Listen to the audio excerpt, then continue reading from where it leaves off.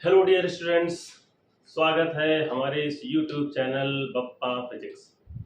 इस चैनल पर न केवल आपको आपके सिलेबस के अकॉर्डिंग कंटेंट मिलेगा, बल्कि आपको उससे रिलेटेड नोट्स भी मिल जाएंगे। इसलिए आपको अलग से नोट्स बनाने की भी ज़रूरत नहीं पड़ेगी। आपको करना एक छोटा सा काम होगा, और वो काम ये होगा कि आपको इस चैनल को लाइक करना होगा, सब्सक्राइब करना होगा और वीडियो को बगैर स्किप किए हुए पूरा वीडियो देखना होगा। बस इतना छोटा सा काम कर लीजिएगा और आपको सारी चीजें इस पर बिल्कुल समझ में आने वाली है। तो चलिए हम लोग स्टार्ट करते हैं एक बहुत ही इम्पॉर्टेंट टॉपिक जो कि वेव मोशन से रिलेटेड है, जिसका नाम है सिंपल हार्मोनिक मोशन, यानी कि सरल आवर्त गति। अब इस टॉपिक को समझने से पहले आपको दो छोटी छोटी डेफिनेशंस, जो दो छोटी छोटी चीजों को समझना होगा। दो छोटी चीजें कौन सी हैं? एक तो पीरियोडिक मोशन क्या होती है और दूसरा ऑसिलेटरी मोशन क्या होती है। क्योंकि जब तक हम इन दोनों चीजों को नहीं समझेंगे, इन दोनों मोशन को नहीं समझेंगे, तब तक हम सिंपल हार्मोनिक मोशन को नहीं समझ पाएंगे अच्छे से। तो चलिए सबसे पहले हम लोग स्टार्ट करते हैं कि पीरियोडिक मोशन यानी आवर्ती गति क्या होती है। बहुत सिंपल सी डेफिनेशन है, छोटी सी, कि जब कोई कण, जब भी कोई वस्तु अपनी ही गति को बार बार एक फिक्स टाइम इंटरवल यानी निश्चित टाइम इंटरवल पर दोहराती हो, तो उसकी गति पीरियोडिक मोशन होती है। सिंपल सा। या कह लीजिए any motion which repeats itself after a fix time interval. कोई गति अपने आप को ही बार बार दोहराती हुई फिक्स टाइम इंटरवल, निश्चित समय अंतराल पर, तो वो गति आपकी जो होती है वो पीरियोडिक मोशन होती है। जैसे एग्जाम्पल, पृथ्वी यानी अर्थ सन के अराउंड मूव करती है, गति उसकी पीरियोडिक मोशन होगी। मून अर्थ के अराउंड मूव करता है, गति उसकी पीरियोडिक मोशन होगी। और अर्थ अपने ओन एक्सिस पर मूव करती है, पीरियोडिक मोशन होगी, ऑब्वियसली पीरियोडिक मोशन होगी। तो पीरियोडिक मोशन के लिए आपको एक वर्ड याद रखना है कि एक तो मोशन उसकी रिपीट होनी चाहिए और एक फिक्स टाइम इंटरवल भी होनी चाहिए। ये भी नहीं होना चाहिए कि टाइम बार बार जो है वो चेंज हो रहा हो, तब फिर नहीं होगी वो पीरियोडिक मोशन। तो ये तो हो गई पीरियोडिक मोशन की बात। अब हम बात करेंगे ऑसिलेटरी मोशन की। ऑसिलेटरी मोशन यानी दोलनी गति। पीरियोडिक मोशन में हमने ना तो किसी पाथ की बात की, ना ही हमने किसी पॉइंट की बात की, ये बात हमने नहीं की। ऑसिलेटरी मोशन में हमको सिर्फ एक पॉइंट उसमें जोड़ना होगा कि जब भी कोई कण, जब भी कोई पिंड, जब भी कोई वस्तु किसी फिक्स पॉइंट के इधर उधर या अलोंग द सेम पाथ भी कह सकते हैं, इधर उधर या ऊपर नीचे गति करता हो, तो उसकी गति दोलनी गति होगी। दोलनी गति या वाइब्रेटरी मोशन भी हम उसको कंपनिक गति भी कहते हैं, अगर एम्पलीट्यूड थोड़ा सा कम कर दे तो। जैसे पेंडुलम, इधर उधर आप, ये आपका मूव करता है पेंडुलम, ठीक है, सेम पाथ पर होता है, एक फिक्स पॉइंट के इधर उधर होता है। या किसी स्प्रिंग की गति, स्प्रिंग को कंप्रेस कर दीजिए, up and down up and down up and down. या बॉल हमारे पास कोई आप छाल रहे हो, सेम, लेकिन सेम पाथ होना चाहिए, सेम एक फिक्स पॉइंट होना चाहिए, उसके इधर अगर गति हो रही है तो वो ऑसिलेटरी मोशन। एटॉमिक को उस पर जाए तो एटम के अंदर जो मॉलिक्यूल्स की गति होती है वो भी हमारी ऑसिलेटरी मोशन होती है। तो इस तरीके से आपको पीरियोडिक मोशन और ऑसिलेटरी मोशन में सिर्फ एक छोटा सा काम करना होगा कि पीरियोडिक मोशन में ही हम उसी को आगे बढ़ाते हुए, अगर हमने एक सेम पाथ ले लिया, एक सेम पॉइंट ले लिया, फिक्स पॉइंट ले लिया और इधर उधर या ऊपर नीचे गति करा दी, तो आपकी ऑसिलेटरी मोशन होगी। अब आगे चलते हैं हम लोग सिंपल हार्मोनिक मोशन पर, यानी सरल आवर्त गति। ध्यान दीजिएगा इस पर, सरल आवर्त गति बहुत सिंपल सा। The oscillatory motion of A particle, किसी कण की ऑसिलेटरी मोशन यानी दोलनी गति, which moves back and forth जो कि आगे पीछे मूव कर रहा हो या करता हो, ORR अप एंड डाउन या अप एंड डाउन गति करता हो ओवर ए फिक्स्ड पॉइंट और पाथ, या तो एक फिक्स पॉइंट के या पाथ के, अंडर ए फोर्स, क्योंकि जब तक आप फोर्स नहीं लगाओगे तब तक गति नहीं होगी, डिस्प्लेसमेंट नहीं होगा, डिस्प्लेसमेंट नहीं होगा तो मूवमेंट नहीं होगा, अंडर ए फोर्स। अब यहां पर इस फोर्स को आपको बताना है, under a force which is directly proportional to the displacement of the particle, लगाया गया बल विस्थापन के अनुपाती होना चाहिए, from its mean position, displacement उसकी मीन पोजीशन से होगा, and the direction of this force towards the mean position is known as simple harmonic motion. यानी कोई भी पार्टिकल की ऑसिलेटरी मोशन जो आगे पीछे हो रही हो या ऊपर नीचे हो रही हो, along ए सेम पाथ हो रही हो, along ए फिक्स्ड पॉइंट हो रही हो, उस पर लगाया गया बल विस्थापन के अनुपाती यानी समानुपाती होता है और उसकी दिशा सदैव मीन पोजीशन की ओर होती है, तो वो गति हमारी simple harmonic motion. Motion of A pendulum simple सा, जैसे मान लिया हमने आपसे कहा कि ये है, ये एक हमने पेंडुलम ले लिया, ये पेंडुलम है और ये इसकी मीन पोजीशन, ये इसकी मीन पोजीशन हो गई, समझ। अब आप क्या करिए, इसमें लगाइए फोर्स और इसको उठा करके ले जाइए यहां पर, डिस्प्लेसमेंट दे दिया आपने, फोर्स लगाया डिस्प्लेसमेंट हो गया, जितना फोर्स लगाओगे उतना डिस्प्लेसमेंट होगा, लेकिन जब आप इसको छोड़ो यानी force is directly proportional to displacement of the particle, और जब आप इसको छोड़ोगे तो ये घूम करके फिर यहीं आ जाएगा, आप तो उधर ले गए थे लेकिन ये आ गया इधर, इसका मतलब ये हुआ कि ये आपका जो है वो डायरेक्शन इसकी हमेशा मीन पोजीशन की ओर, ठीक है। अब हम लोग differential equation of simple harmonic motion और उसका सॉल्यूशन क्या होता है, इस चीज को देखेंगे हम अपने इसी टॉपिक में नेक्स्ट सेक्शन के। हाँ, तो डियर स्टूडेंट्स, हम लोगों ने सिंपल हार्मोनिक मोशन की डेफिनेशन को डिस्कस कर लिया था। डेफिनेशन के तहत हम लोगों ने इस बात को बताया कि जब भी कोई पार्टिकल ऑसिलेटरी मोशन कर रहा हो अलोंग द सेम पाथ या along the a fixed point के इधर उधर या ऊपर नीचे गति कर रहा हो, तो उस पर लगाया गया बल विस्थापन के अनुपाती होता है, यानी acting force is directly proportional to the displacement of the particle and direction of the force towards the mean position always होगी टुवर्ड्स द मीन पोजीशन।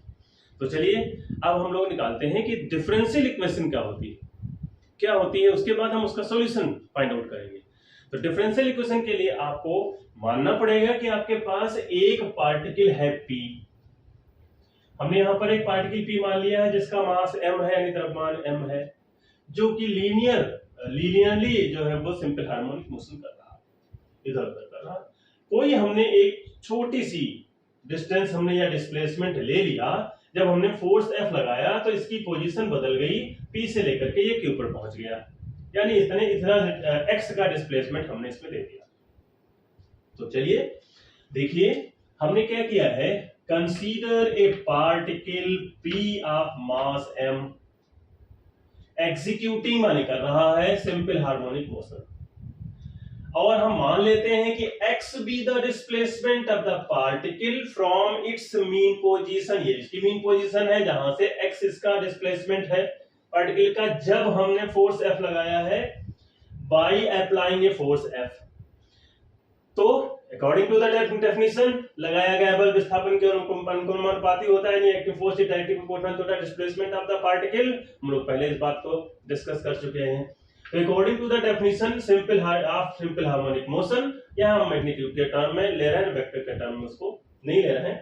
तो F equals to F is directly proportional to x, और हमने negative sign यहां पर दिया है। Negative sign इसलिए दिया है, इसको जब आप छोड़ोगे तो ये हमेशा इधर की ओर ही आएगा। फिर क्या हमने क्या किया, प्रोपोर्शनलिटी कांस्टेंट हटा दिया, इक्वल टू का साइन लगा दिया। प्रोपोर्शनलिटी हटाओगे तो आपको प्रोपोर्शनलिटी कांस्टेंट लगाना पड़ेगा एक, वो हमने यहाँ पर लगा दिया है, के लिख दिया है। इसको रेस्टोरिंग फोर्स कांस्टेंट भी कहा जाता है। रेस्टोरिंग फोर्स वो फोर्स होता है, प्रत्यानयन बल जिसको कहते हैं हिंदी, जो किसी वस्तु को अपनी पूर्व अवस्था में लाने में लगता हो, उसे हम रेस्टोरिंग या प्रत्यानयन बल, इलास्टिसिटी वाले चैप्टर में हम लोग इसको पूरी तरीके से डिस्कस करेंगे। रेस्टोरिंग फोर्स कांस्टेंट भी इसको कहते हैं, क्योंकि ये पूर्व अवस्था में ही आएगा, चाहे इधर ले जाइए चाहे इधर ले जाइए, क्योंकि ये सिंपल हार्मोनिक मोशन कर रहा है इस तरीके से। अब हम मान लेते हैं कि ये जो इसकी वेलोसिटी है v है, इसका एक्सेलरेशन a है। तो अगर एक्सेलरेशन है, इस दुनिया में अगर कोई बॉडी एक्सेलरेट हो रही हो और उसका मास हो, कुछ मासलेस पार्टिकल की बात ही नहीं करेंगे हम, मासलेस बॉडी की बात नहीं करेंगे, उसका मास हो और वो एक्सेलरेट कर रही हो, एक्सेलरेशन हो रहा हो, न्यूटन का नियम है उस पर लगा सकते हैं। तो according to Newton second law of motion F equals to m into a, सभी ने पढ़ा हुआ है इसको। और अगर नहीं पढ़ा है तो acting force is equals to rate of change of linear momentum, वहां से निकाल लीजिए इसको।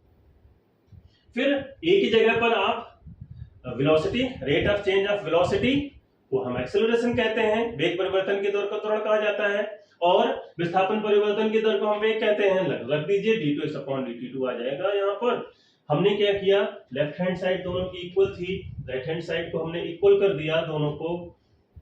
ये k माइनस kx था, माइनस kx को हम इधर ले आए, प्लस kx हो गया। m को यहां से हमने डिवाइड कर दिया पूरे को, तो यहां से m आपका कैंसिल हो जाएगा, हट जाएगा, बचेगा आपका d2x/dt2 प्लस यहां पर डिवाइड किया है तो k/mx हो जाएगा इज इक्वल्स टू 0। अब हम क्या करेंगे, इस k/m को ओमेगा स्क्वायर मान लेंगे। इसको एंगुलर फ्रीक्वेंसी होती है ये, इसकी वैल्यू देखिए, k का क्या था यहाँ पर, रेस्टोरिंग फोर्स कांस्टेंट था, और m क्या था, उसका मास था। ये इसको इसलिए आपको याद रखना है कि अभी आगे जब हम कहीं पर इसको यूज करेंगे तो ओमेगा की जगह पर √k/m को ही हमको यूज करना होगा इसकी वैल्यू।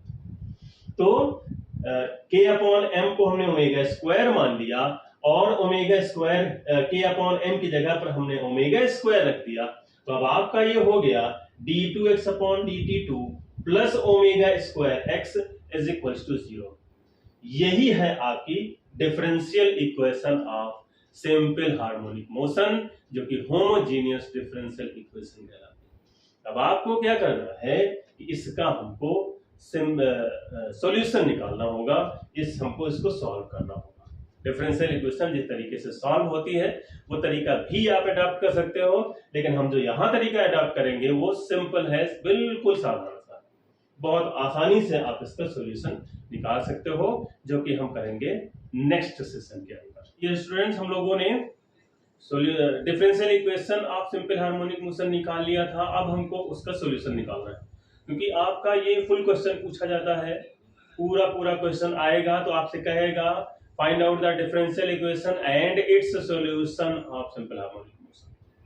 तो उसके लिए बेटा हम लोग क्या करेंगे, यहाँ पर हमारे पास डिफरेंशियल इक्वेशन हमने निकाली थी सिंपल हार्मोनिक मोशन की, वो थी d2x/dt2 plus omega square x equals to 0। अगला इक्वेशन हमने उसको दे दिया। फिर हम क्या करेंगे, इसको हमको सॉल्व करना है। ये डिफरेंशियल इक्वेशन है आपकी, होमोजेनियस लीनियर डिफरेंशियल इक्वेशन है। इसको सॉल्व करने के लिए हम क्या करते हैं कि ये जिस टर्म में दी गई हो, डिफाइन होगी, x के टर्म में होगी तो x इक्वल्स टू, y के टर्म में होगी तो y इक्वल्स टू, z के टर्म में दी गई हो z के इक्वल्स टू कुछ सॉरी। तो हम क्या करेंगे, x equals to a into a to the power alpha t, एक इसका जनरल सॉल्यूशन हम मान लेते हैं, जिसमें भी इस तरीके का 0 होगा हम इस तरीके से उसको मान सकते हैं कि सामान्य सॉल्यूशन हम मान लेते हैं, अपनी तरफ से कंसीडर कर लेते हैं। तो let the general solution of above equation x equals to a e to the power alpha t। अब अगर आपको a ना अच्छा लगता हो तो b c d e f g h i j k l कुछ भी ले लो, अल्फा ना अच्छा लगता हो तो बीटा नीटा थीटा जीटा कुछ भी ले लो। ये आर्बिट्रेरी है, where a and alpha are arbitrary constant. Arbitrary का मतलब होता है ऐच्छिक, यानी इच्छा अनुसार, आपकी जो इच्छा हो वो करिए।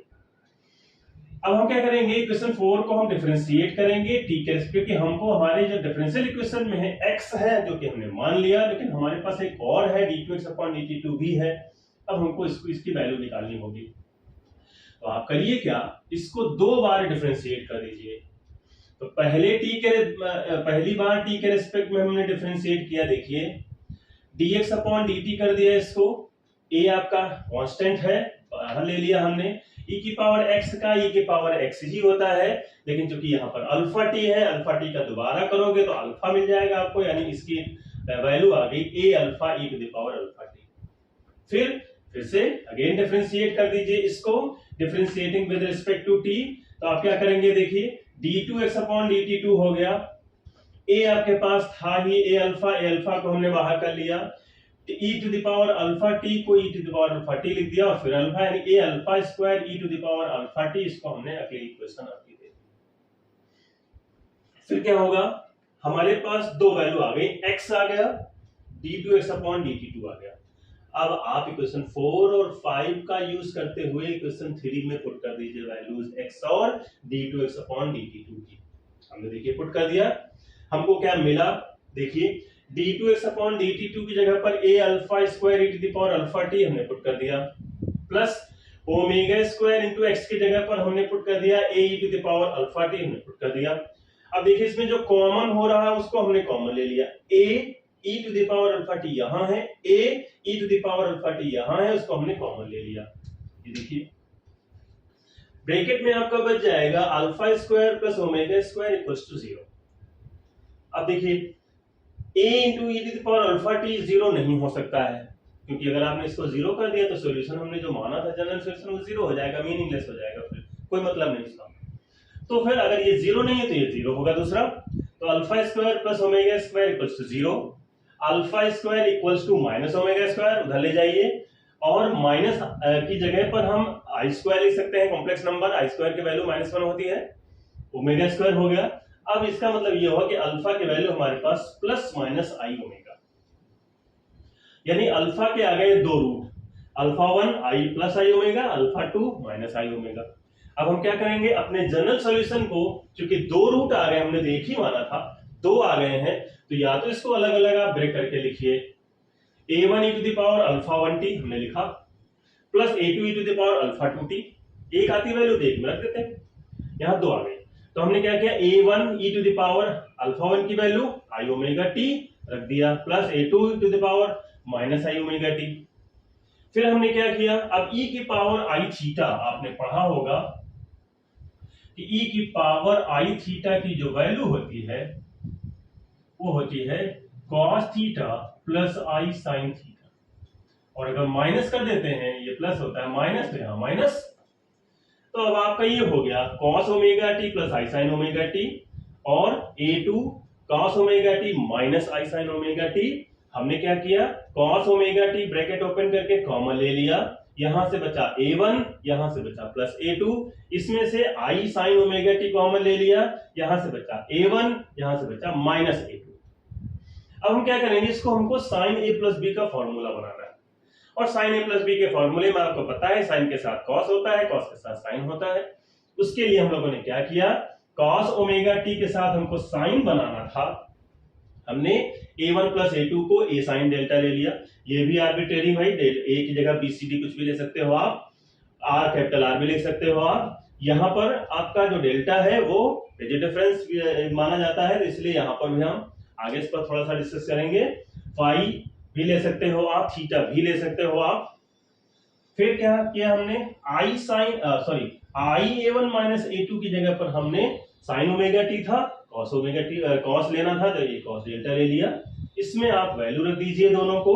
अब देखिए ये हो गया cos omega t sin delta, और ये हो गया sin omega t cos delta, यानी cos a sin a cos b और प्लस cos a sin b, यानी x equals to a sin omega t plus delta, जो कि आपकी equation of simple harmonic motion है, जहां पर डेल्टा भी होता है, फाई भी ले सकते हो आप, थीटा भी ले सकते हो, अलग अलग बुक्स में आपको अलग अलग मिलेगा। तो ये आपका कंप्लीट डिस्क्रिप्शन हो गया सिंपल हार्मोनिक मोशन की डेफिनेशन, उसका डिफरेंशियल इक्वेशन और उसका सॉल्यूशन।